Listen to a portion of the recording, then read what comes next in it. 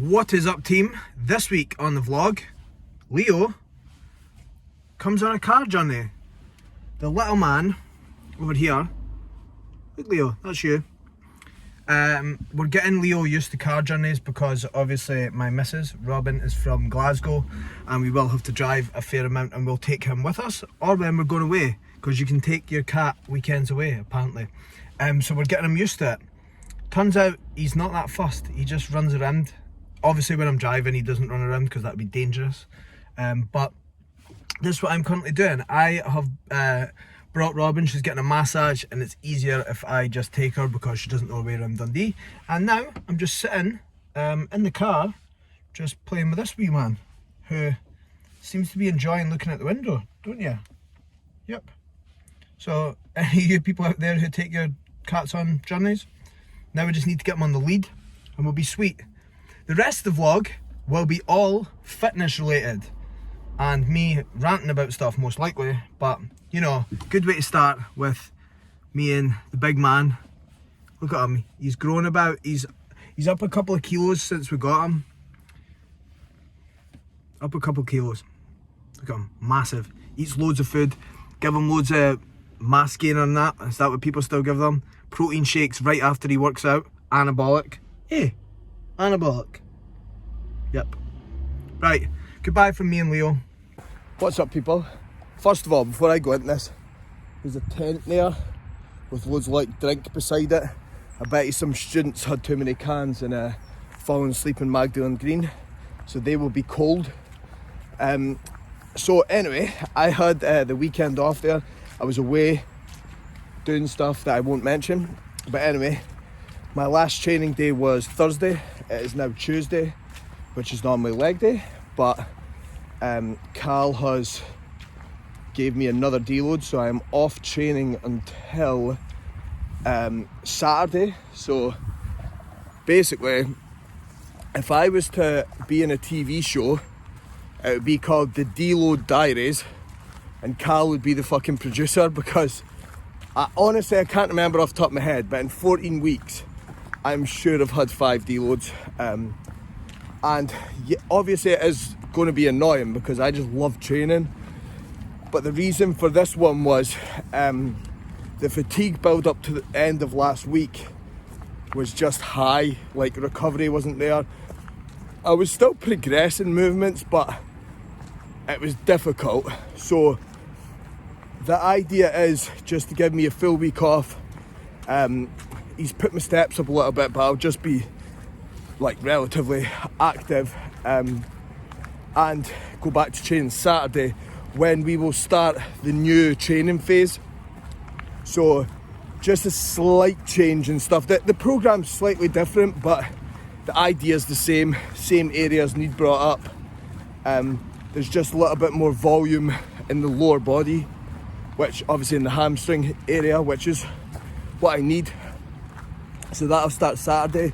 But yeah, the deloads, look at that, very nice, very autumnal.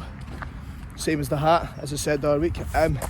Yeah, deloads are wank, but they've actually, from a logical standpoint, I'm pissed off I'm not training, but then when I look at how I'm looking at this weight, how my logbook looks, and how high some lifts are compared with where they were before, you can't really complain. Like, it is annoying, but it's definitely effective. So the idea will be deload to Saturday, and then we'll probably get another 10 to 12 weeks out of this next phase, where obviously we'll be pushing again before I'll need another deload. That's in theory. It might be a little bit longer, might be a little bit less. So that will just be, obviously we'll see when we start it. The new training plan as well, I might go through some of it and go through the differences, just where I'll pull the screen up and show you without giving away Carl's secrets.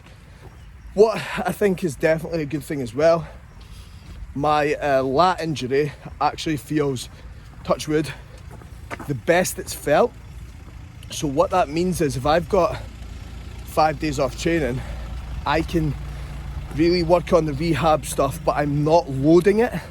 So obviously before I was doing all my rehab stuff, which is great, but then I was loading it constantly, which is going to be detrimental to that. So this week I just won't be doing any lifting, although I'm holding my camera, my stand thing, with my left hand. It's not heavy and my lat is on fire, so that shows you how messed up it is. Yeah, I'm just going to rehab it a lot. But if I have to deload again, I know Cal's massive, but I will fight him. Like, I'll have to do it when he's sleeping, or maybe when he's not looking, and I'll get his ankles or something. But apart from that, fuck it. Another week, I'll have some chat about what's happening down south later and how clients are still smashing it. Big difference between lockdown number 1 and this one, just with how people are feeling, I think. Probably feel more pissed off, but how productive they have been right at the start, whereas last time I think it took a bit of time to get into it. So I will catch you later. Nicola Sturgeon's doing an announcement today, so let's see what the fuck that's about. And yeah, loads of fun. So as I said, by the way, I better make sure to get the logo in. As I said, I would just go through the sort of the differences in programming that I'll be going into when the new phase starts. So previously, the sort of priority on my training cycle was to bring up delts, chest and arms, so they were being prioritised across the week.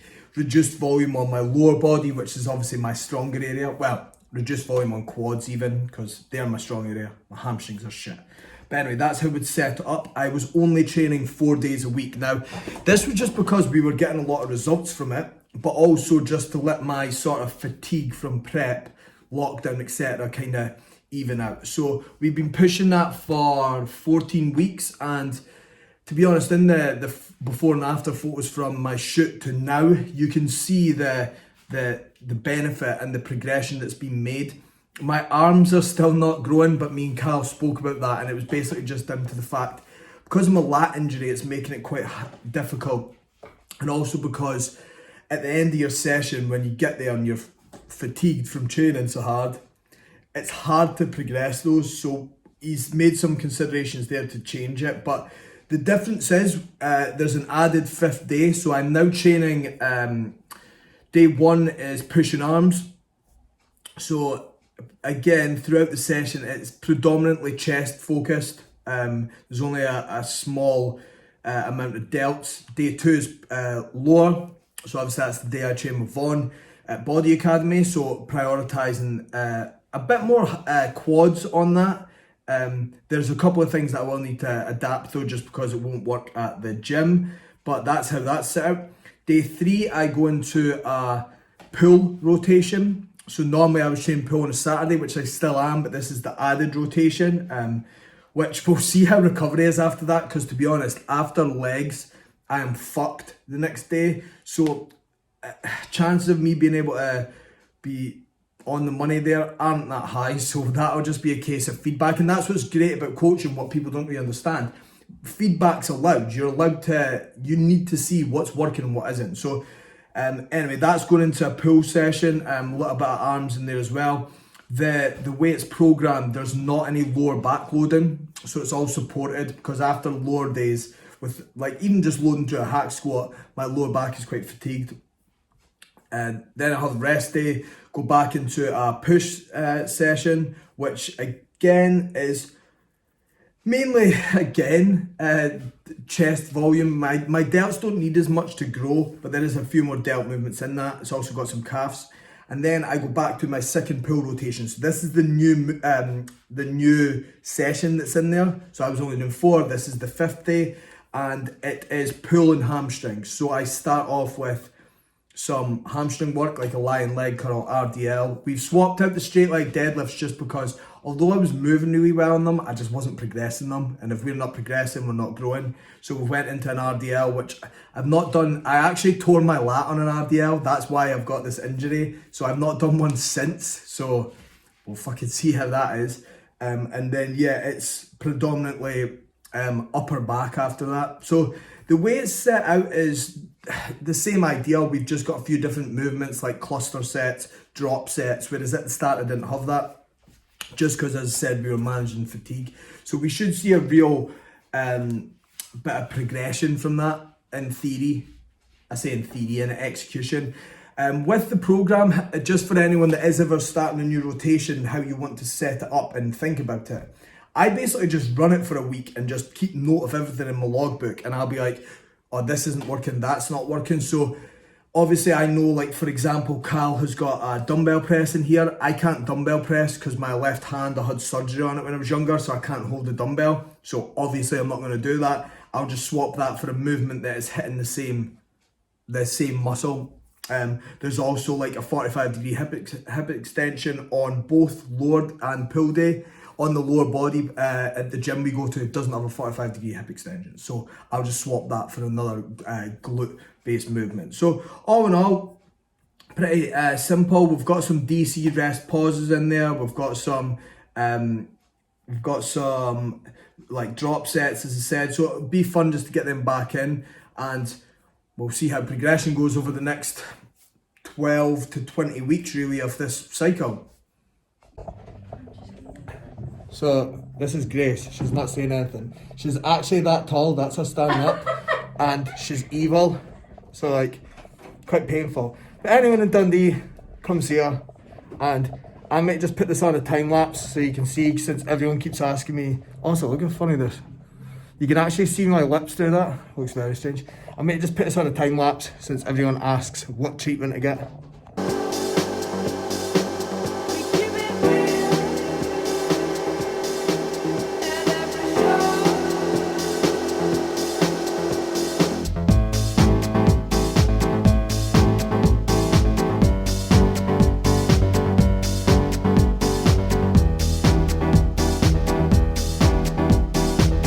Yo, so just finishing up the vlog, and something I do want to touch on, and it's this. So obviously I work with a lot of clients down south. As a brand, we work with a lot of them, and it's a shit show that gyms are closed. And one positive is, something I've noticed from my clients this time compared to last time, is they've took a better mentality into it, because last time when we locked down, we were all just so shocked and we were panicking, we didn't know what the fuck to do.